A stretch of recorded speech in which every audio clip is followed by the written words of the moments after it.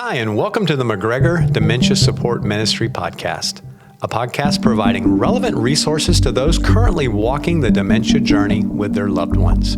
Today's podcast is a session recorded from our Alzheimer's and Dementia Seminar held here at McGregor Baptist Church on February 19, 2022. Today's podcast session title is Adapting to Changing Relationships on the Dementia Journey by Dr. Edward G. Shaw.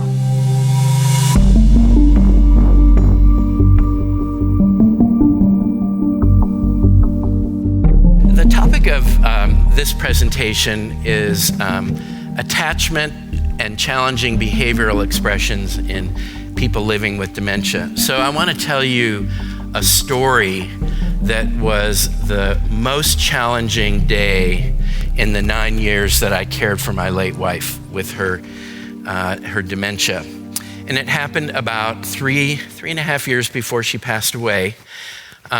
She loved coffee. And so our morning routine was we had a back porch and we would sit on the back porch and we would drink coffee together. So I brought out a mug of coffee for her and I had to go back to get the cream.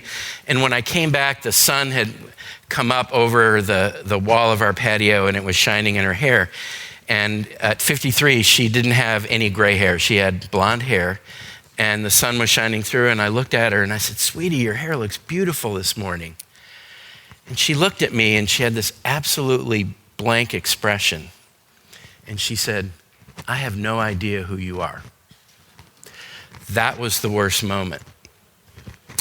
And that day changed. It obviously changed for my daughters and I because, that night I went to get in our bed where we'd slept for 30 some years, and she scooted all the way to the edge and turned away from me. And I realized I was a stranger in her bed. And her behavior changed that day. And she started having behaviors that were very different than how she was in the early part of the journey and through her adult life. She's a very kind and gentle, sweet person. So what happened that day? Obviously something in the brain changed, something shrunk, and her memory for her family was lost. But what was it that propelled these changes in behavior? In a sense, I want you to think about, from her perspective, as a person living with dementia, what happened. So that's what I'm going to try and convey with this talk. So the medical term for the behavior changes of dementia is a term that I really dislike intensely. It's called the neuropsychiatric behaviors of dementia. I'm going to talk about the ones that occur in early to middle stage part of the journey. There's another set of behaviors that occur more in the middle to late stage, and I don't have time to talk about those today. But we'll talk about these because they're the ones you see so common early on. And in some ways, these could be other things that would not be typical for normal cognitive aging. So the most common one is apathy. The person just loses all their motivation, their get up and go, to do anything whatsoever. And it's a real frustration for family caregivers. Lack of insight, impaired judgment, even denial. I don't have dementia. There's nothing wrong with my memory. How frustrating that is for family care partners, for an adult child who's seeing these dramatic changes in memory or in other things, and their mom or dad has no recognition that those things are going on. And so that can be because they've lost the insight, or they can be in denial that it's really happening. The brain, mostly the frontal and temporal lobes of the brain, are responsible for how we express emotion. So we essentially have four emotions as humans: happy, sad, mad, and anxious. And then other emotions are variations of those. And how we express those emotions depends on the situation, sort of what's going on. People who have dementia lose the ability to express emotion normally. They can receive emotion. I'll say this later. They can feel loved all the way to the end of the journey. But, we're used to love and relationship being reciprocal, right? So where is Claire? Oh, there she is. So that's my wife, Claire. She was an Alzheimer's caregiver herself and lost her husband a few weeks after Rebecca passed away. And then we met and we married a couple years ago after she asked me to marry her.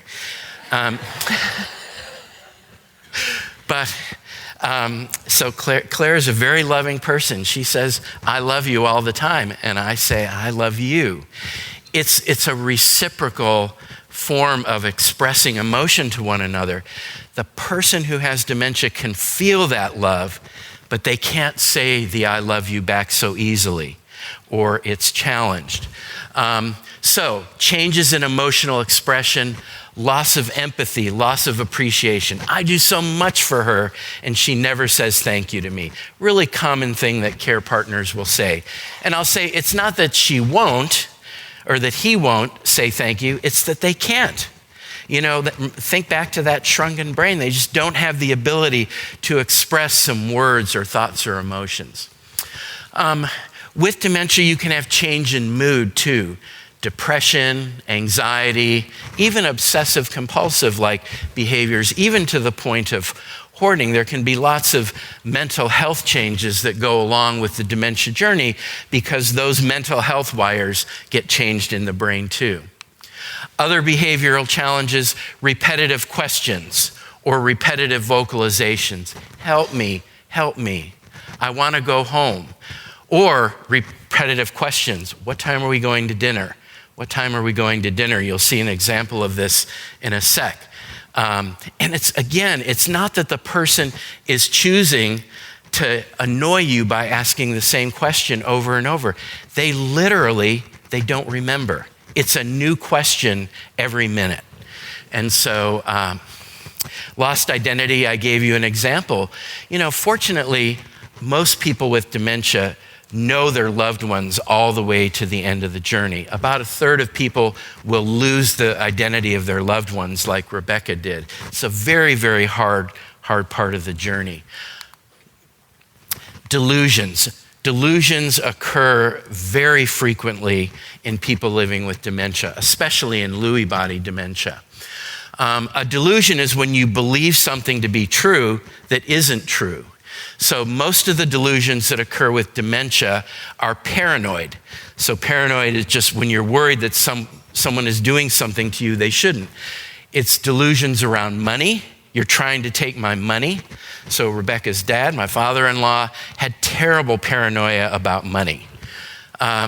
Fidelity. This is one of the most harmful delusions a person with dementia can have. I'll show you an example of this in just a few minutes, where the person thinks their husband or their wife is cheating on them, and they accuse them of infidelity. And it can be very harmful in a long-term relationship where people have been faithful in that relationship. Or the delusion that somebody's going to harm them. Again, a little bit more common in Lewy body dementia, where they think that somebody's going to physically harm them. And then last but not least is our brains, the front part of our brains, are kind of our brakes on behavior. Things that you think, or things that you think about doing, but you choose not to because it's not the right thing to do, or say, that's called behavioral inhibition. And so we all inhibit things that we are going to think about saying or doing all the time. But people lose those brakes, especially with frontotemporal dementia. Frontotemporal dementia is much more about behavior than it is about memory loss. And so behaviors like rudeness, socially inappropriate comments, crying or laughing spells, excessive carbohydrate binging, eating lots of sweets. These are all things that are kind of common in frontotemporal dementia and can occur in other forms of dementia too. So why do these things happen? And what I want to present to you is a framework of what's called in the world of counseling attachment. And attachment is sort of how it is that we come to like each other or to love each other in relationship. And what I'll say up front is that dementia is a disorder of attachment, that people who have dementia, they lose their attachments over time. And that has profound consequences for their behavior.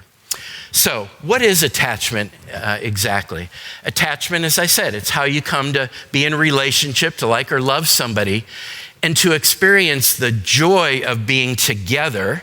So we call those our attachment bonds, and to avoid the dislike of being apart, what we call separation distress. So, attachment theory, which is from about the 1950s or so, says that our first attachment is usually with our mother. And here's a picture of a mother holding her child. And, between baby and mother, the mom is the baby's source of nourishment, comfort, safety, and security. And for those of you who have had children or grandchildren and you've held that baby, you know from a very early age, and it's said even when a baby is born and sees its mother for the first time, that those attachment bonds begin to form instantly. They probably form even before the child is born. And so we find comfort in that maternal figure. That's our main attachment figure.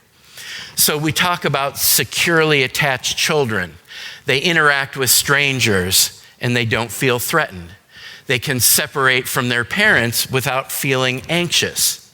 They can explore new situations without being fearful. They're confident and they have positive self-esteem. And they're socially connected. So over their lifespan, they form numerous relationships, numerous attachment bonds. It begins with mom, then parents, siblings, extended family. Kids get into school, they have friends, they get into high school and college. They're a little bit less attached to family, perhaps, and more to their friends. Then they partner in young adulthood.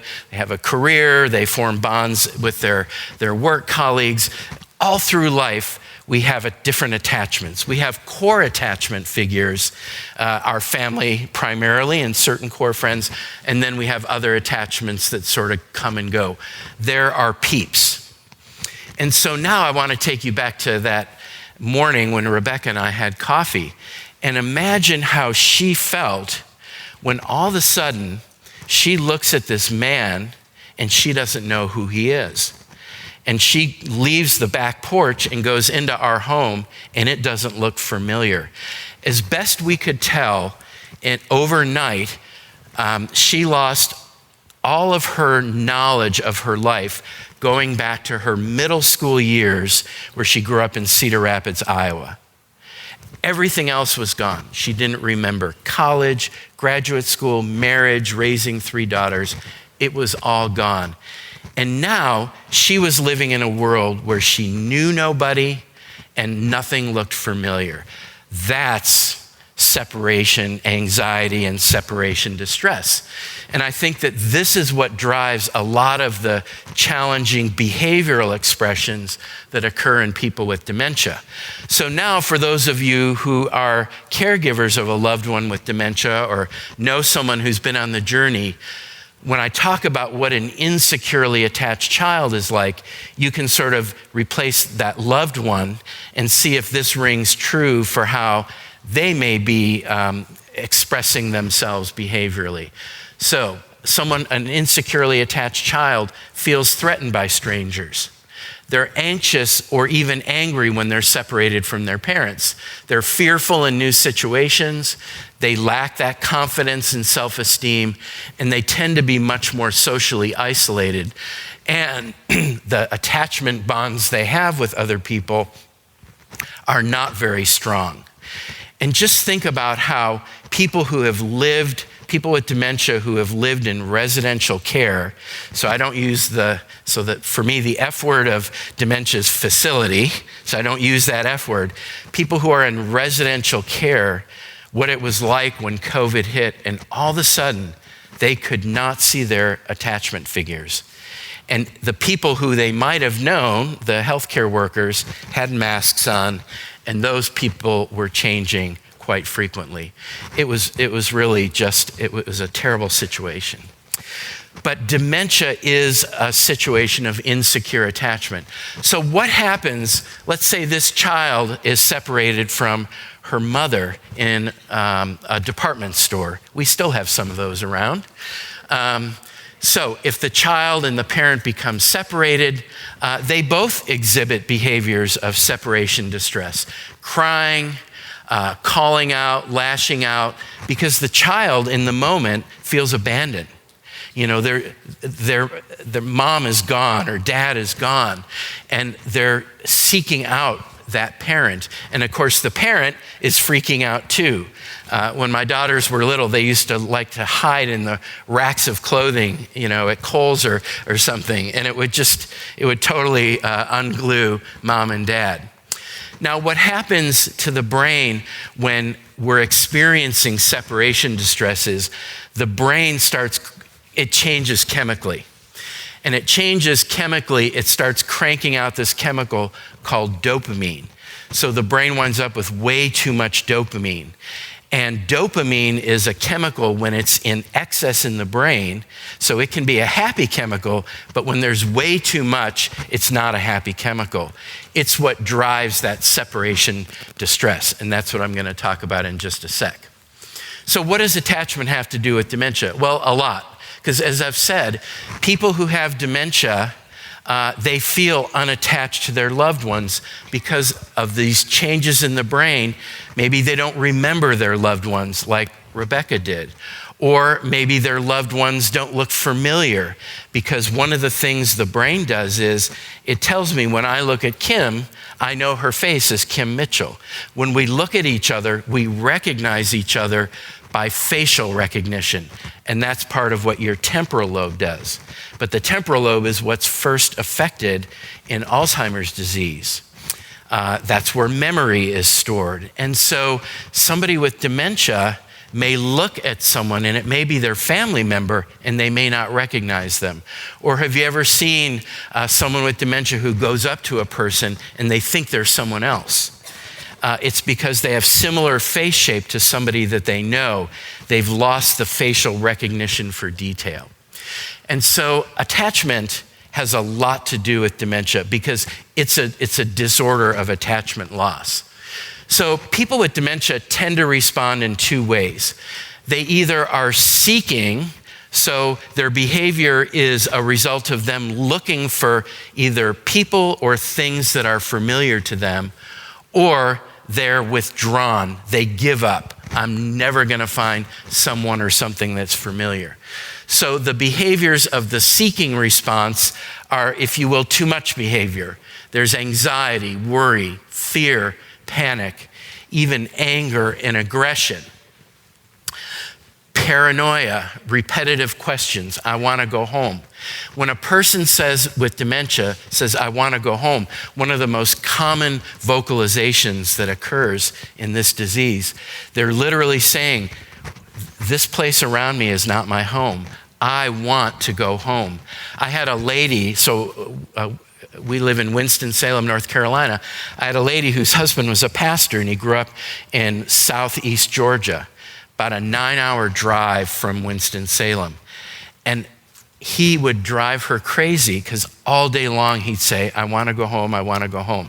One morning, she put him in the car, and she drove 9 hours to his childhood home, which was still there. And they got out of the car after this long drive, and they walked up to the front door, and he gets to the front door, and he looks all around, and do you know what he said to her? I want to go home.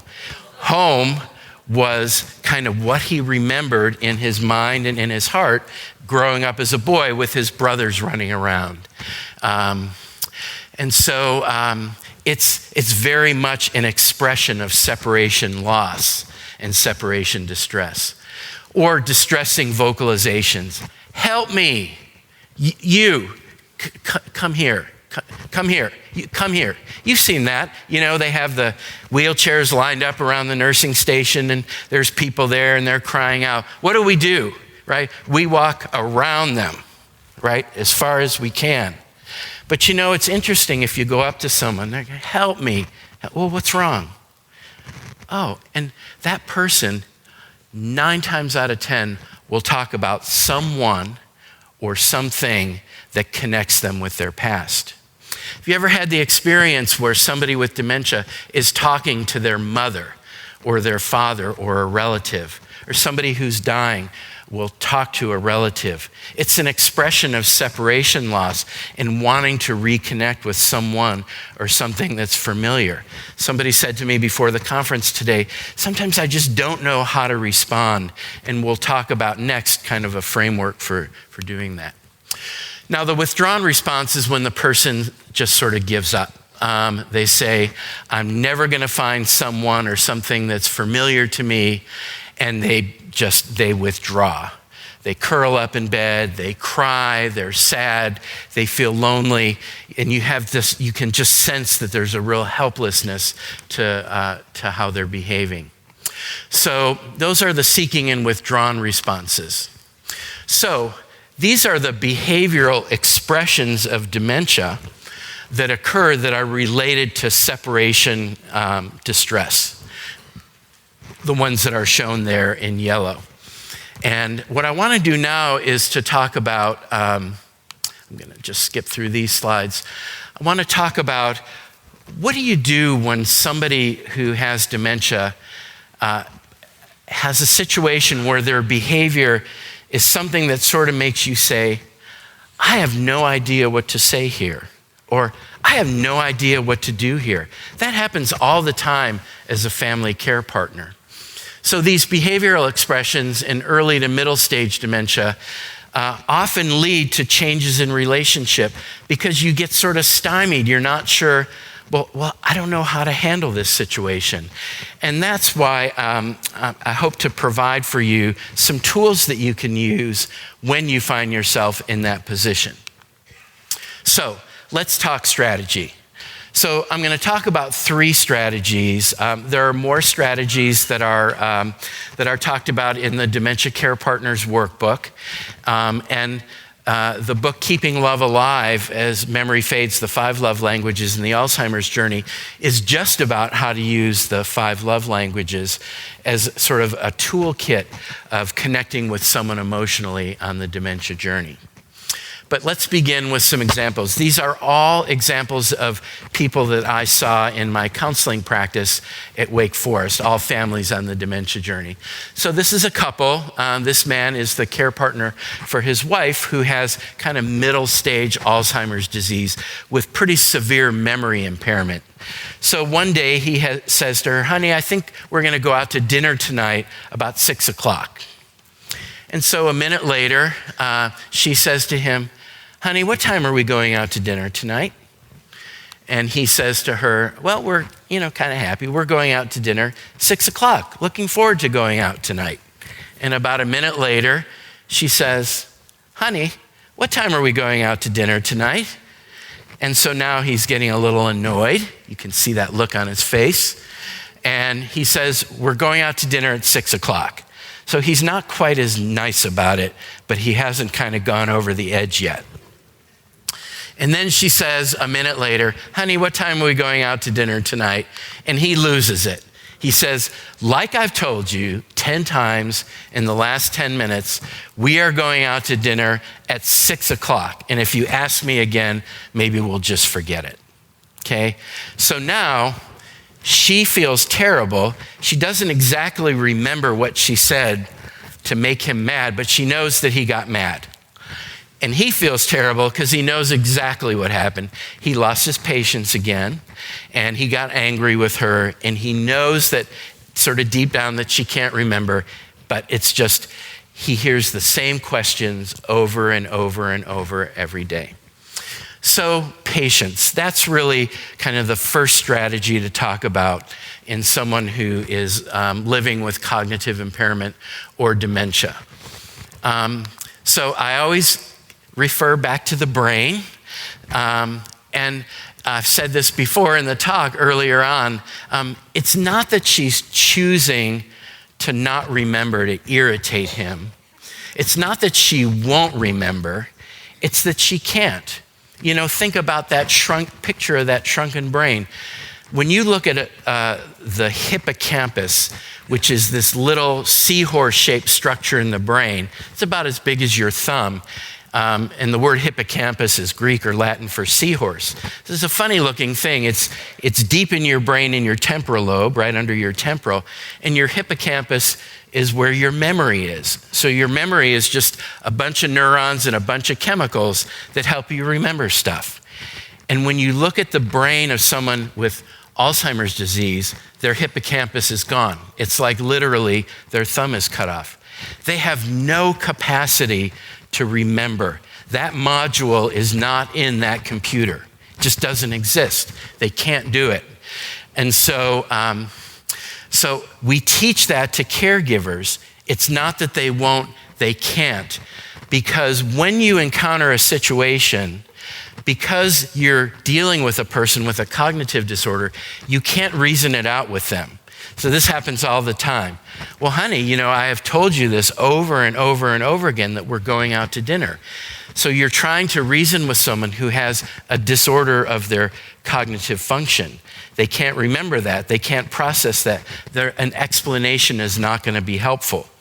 So this is where the relationship becomes unequal. It falls on you as the care partner to sort of deal with the situation. So you have to think about it and say, okay, what's going on and how am I going to respond? And so when someone asks a repetitive question, then you say, oh, they're doing this because they just can't remember. And that kind of begins your response. And so patience is a skill that develops over time. So the woman who I mentioned, whose husband kept saying, I want to go home, I want to go home, she felt compelled to answer that question or statement of his every time he said it or to do something about it. And, eventually taught her, you don't have to stay and respond to that each time. You can respond to it once or respond to it a couple of times. But if he's persisting in that, you can try and redirect his attention. Or if you need to, just go to the other room. Honey, I'll be right back. I'm going to run into the kitchen for a minute. And just take a little downtime, take a little bit of a breather. So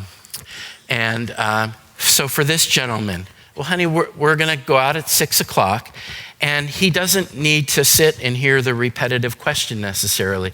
He can say, oh, I'm just going to run out in the garage. I want to do something there. And just remove himself and kind of decompress before he gets upset. So patience, easier said than done. Keep in mind, it's not that she won't remember. She can't. It's best to not lose your temper if you can avoid doing it. It's best, so in counseling we call it, keep the drama level down. Once the drama level goes up, then it kind of changes the whole dynamic there. Then you have more damage control to do. Like when he loses it and yells at her, now he feels bad about himself. She won't remember what the situation was. Might remember that he was upset, but she won't remember the exact situation. Don't take what they say personally. If someone, you do something and the person doesn't express gratitude, they're not choosing to just be mean and, get you to do more. It's just they don't have the ability to sort of understand empathy and to say, thank you so much for helping. You help me every day. Thank you for taking me out to dinner. So don't take those things personally. The battle and the victory is in your mind. And this is sort of part of where the gospel fits into even the counseling skill of patience, that extending grace and mercy to the person in that situation will bring understanding and empathy. It will build relationships where relationships are challenged. And remember, this is something my middle daughter said to me one time. Dad, you can only do the best you can do in a situation, and you can't do better. You can do better next time, but in that situation that's occurred, you did the best you could given what you had to deal with. And you can learn and do better next time. So second strategy is acknowledge, affirm, and redirect. I call it the AAR strategy. So this is another true story. So this is a couple. The man has Alzheimer's disease, and the woman and her husband are going shopping together, and they're in the grocery store, and a man walks by who's about the same age as her husband. And so the husband looks at his wife, and he says, "Who is that man that just walked by?" And she says, "Well, I don't know. I've never seen him before." And he says, "It sure seems like you knew him to me." And she says, "Why, honey, he's a perfect stranger. I don't know who that man is." And he screams out at the top of his lungs. These were not his exact words. You can imagine more hurtful words than this. "You're sleeping with him, aren't you?" They got married at 18 and 19. They had been married 62 years. They had been faithful to each other in marriage. She was absolutely devastated. I can still picture her sitting in my office telling this story, just absolutely weeping. And she got really angry with him. And she was just offended. She was deeply hurt. She says, "Why, of course not. How dare you?" And she stormed out of the grocery store. So how do you deal with something like that? I like this strategy called acknowledge, affirm, and redirect, because you can use it in any situation, any behavioral situation that you encounter in dementia. Whether you're a family care partner or a friend or you're a professional caregiver, you can use this strategy. And so it's a 3-part strategy, and it's based in attachment. And so hopefully you'll see this in a sec. So you begin with acknowledge. So you acknowledge the situation that's occurring. You affirm your attachment bonds with that person, and then you try and redirect their behavior, so what they're thinking, what they're saying, what they're doing, to something that gets their mind off of the situation that's generating some drama for them. So what would that look like here? So acknowledge. So often people who are living with dementia, they'll say pretty outlandish things. Like for her, him saying, "You're sleeping with that stranger that walked by," that's a pretty outlandish thing. People can have delusions with dementia. They can have hallucinations with dementia. And often our response is to ignore them. Because you say to yourself, "That's the craziest thing I ever heard or saw. What do I do?" But acknowledging that person is the first thing to do, because you're grounding them to being in the present moment with you as an attachment figure. So as I was helping this lady, I'd say, so if that were to happen again, if he says, "You're sleeping with him, aren't you?" she could say very calmly the acknowledgement, "Honey, did you say that you thought I knew that man and I was sleeping with him?" So that's the acknowledgement. If somebody is delusional or they have a hallucination, they think there's a burning car driving down the road. Obviously, you know there's not, but you acknowledge the situation. "Oh, did you see a burning car driving down the road?" People with dementia have all kinds of hallucinations or misperceptions. They think an electrical wire is a snake. So you acknowledge it because you're joining them and grounding them to the present. If you can have the person sit down while they do it, that's even better. Because what do people who are agitated with dementia do? They pace, they walk, they're moving around. Often they're fidgety. And so what you're trying to sort of decrease the activity level, decrease the drama level. So while you're acknowledging, she could take his hand. She says, "Honey, let's go sit in those chairs right in the front of the Publix where we can just sit down for a minute and talk about this. So you thought that I knew that man and I was sleeping with him." So you've done the acknowledgement, and then you affirm. So what you're affirming is the relationship, the attachment bonds. "You know, honey, you see that wedding ring? I gave that to you 62 years ago. And see mine? You gave that to me 62 years ago. And I gave you that ring because I love you. And I have been faithful to you for our whole marriage, and I never would be unfaithful. And doing it in a way that's calming and reassuring and loving. That's the affirmation of the love bonds. Because it's very possible that while they were going down the grocery store, he might have looked at her and he might not have recognized her. You know, maybe her face wasn't familiar, or that the memory of their 62 years wasn't there. And so it allowed him, you know, a little bit disinhibited, right? The brakes are not quite on. It allowed him to say something he never would have said to her before he got dementia. And so that's the affirmation of the relationship. And then redirect. Honey, let's go back. Let's go to the ice cream aisle, pick out our favorite chocolate ripple fudge, whatever. And tonight we're going to watch SVU, whatever their favorite show is, and we're going to have some ice cream together, and we're going to hold hands. You know, and so now you have a situation that's really difficult, and you're able to sort of help ground that person and have a very different response. And this takes practice, but this skill really works. It's really helpful. So again, it's easier said than done. You want to keep the drama level down, and you want to think about how you're going to respond. So when something sort of, you know, way out there happens, you're going to say, okay, this is really way out there. And the first thing you're going to do is you're just going to kind of calm things down and acknowledge what's happening. Give yourself a minute to think how you can best respond. And affirm that relationship, and then direct their attention or redirect their attention somewhere better. This skill definitely takes practice. The last skill I want to talk about is the 5 love languages.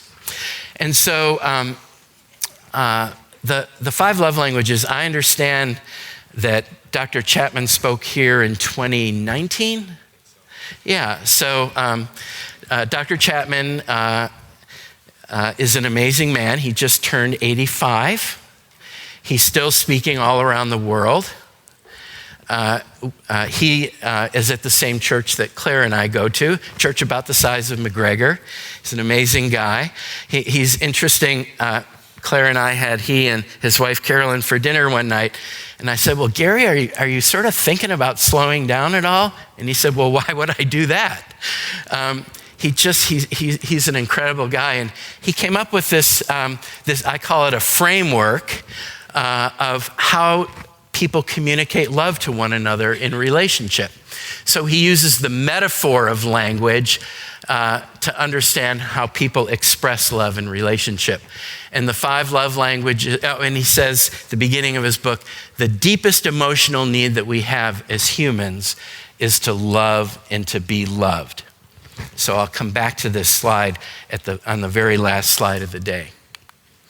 So the 5 love languages in no particular order are acts of service, doing something helpful for someone, especially if they don't ask for it, to lighten their load, physical touch, conveying your presence to them through a hug or just an affirming gesture, words of affirmation like I love you, especially if they're unsolicited.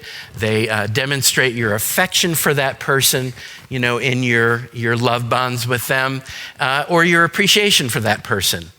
Quality time, giving someone your full and undivided attention. And then last but not least, gifts, showing your love through giving someone a gift. It can be something you buy, but it can also be something you find or something that you make, like a card. So those are the 5 love languages. And the use of the 5 love languages in marriage relationship counseling is that you as the individual, you learn what your mate's main love language is, and then you work your hardest to love them in the way that they want to be loved. So it's a sacrificial act towards your partner. And what Gary will say is that if he helps a couple identify what their primary love languages are, and that they work on loving each other the way their partner wants to be loved, that it will grow that relationship. And his book has now been translated in 55 languages, It's been on the New York Times bestseller list for 26 years and sold over 13 million copies. And it's amazing. It transcends culture, the 5 love languages. It's an incredible framework. But what about in Alzheimer's disease? Well, what we know is that people who have dementia, as the disease progresses, so as the brain is literally shrinking, that they become more cognitively impaired. So they lose memory, multitasking, language ability. They become more cognitively impaired, and it becomes harder for them to express their emotions. But the ability to feel loved is a core emotion that's in the deepest part of our brain and is connected through every corner of our brain. And the ability to feel loved is present all the way until that person takes their last breath. It's just that loving them is the sacrificial act on your part. And that because of that, the depth and breadth of the love connection primarily lies with you as the care partner. So here's the last example that I'm going to share with you this morning. And this is a couple that I saw, and the woman had mild cognitive impairment, and the man was her husband. They were retired, and they had raised 3 daughters together, and they had a relationship where he was the breadwinner and she was the homemaker, and they had very defined roles in the relationship. And then he retired, so he didn't have his job to go home to, and she developed MCI. And all of a sudden, sort of, he took over doing everything in the house, and it crumbled kind of their partnership. So they came in and they said, she says to me, and they were seated just like this picture I stole from the internet. It's obviously not them, but they were seated with their backs to each other. And she said, he doesn't love me anymore. And he says, well, she doesn't love me anymore. They had been married half a century. And she says, he doesn't let me do anything. What do you think her love language was? Acts of service. So for somebody who's an acts of service person, and all of a sudden he takes over, that's a double whammy for her. And he says, it's kind of a classic expression, I do so much for her, and she expresses no appreciation whatsoever. What do you think his love language was? Words of affirmation. So now you've got the complete disconnect. They're not speaking each other's languages. She says, I'm just so sad and so discouraged. And he said, maybe if I actually spend less time with her, then she'll feel better. So it was a broken relationship. So again, your frontal lobes and your temporal lobes, that's kind of where the emotional home is in your brain, and that's where relationships are seated. So this couple was ripe for the strategy of using the 5 love languages. So we did 5 love language assessments with them and found out that she was primarily an acts of service woman and he was a words of affirmation guy.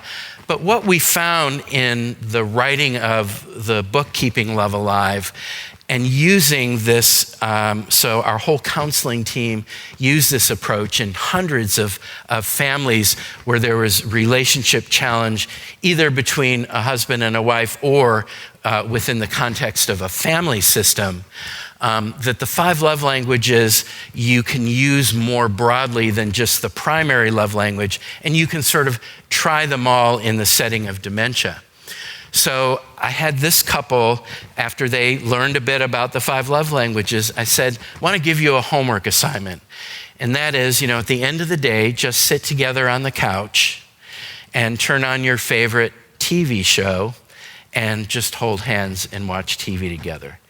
And so even though physical touch was number 5 out of their 5 love languages, again, in the setting of dementia, you have to be more creative with the love languages. So So they did this, and they came back in a follow-up session. They were sitting together on the couch. They were right next to each other. They were holding hands. And the husband, who was he's a Swedish guy, didn't show a lot of emotion. Maybe his name was Sven or Oli, who knows. And he is just smiling from ear to ear. And he says, "Dr. Shaw, I have to tell you something." I said, "What?" He said, "We're spooning now."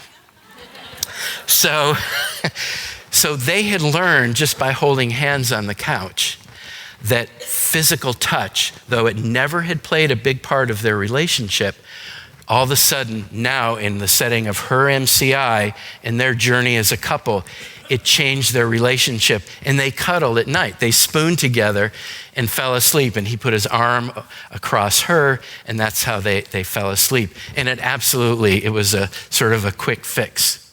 So the love languages can be used, and you can sort of say, well, in this setting, how can I spend time with the person?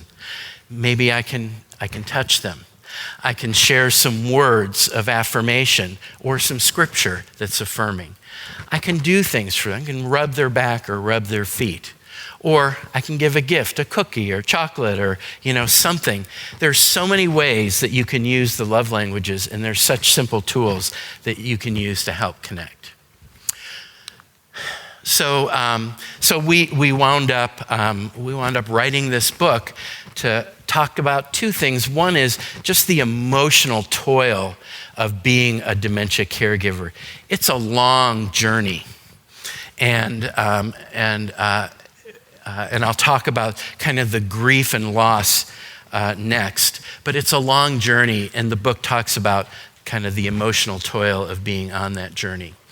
So what I hope I've shared with you are 3 attachment-based strategies. First, taught you about what attachment is, and you can think about kind of attachment in your life, who your attachment figures are, and how attachment-based strategies can help you confront some of the behavioral challenges that occur, and to be patient, to acknowledge, affirm, and redirect, and to use the 5 love languages, that as you confront situations that you think about, well, what can I do in the moment that's going to really uphold and love this person the most?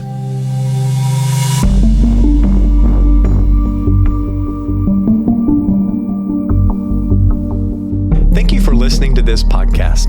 Please subscribe to this channel if you've not already done so, and also share this content with your friends.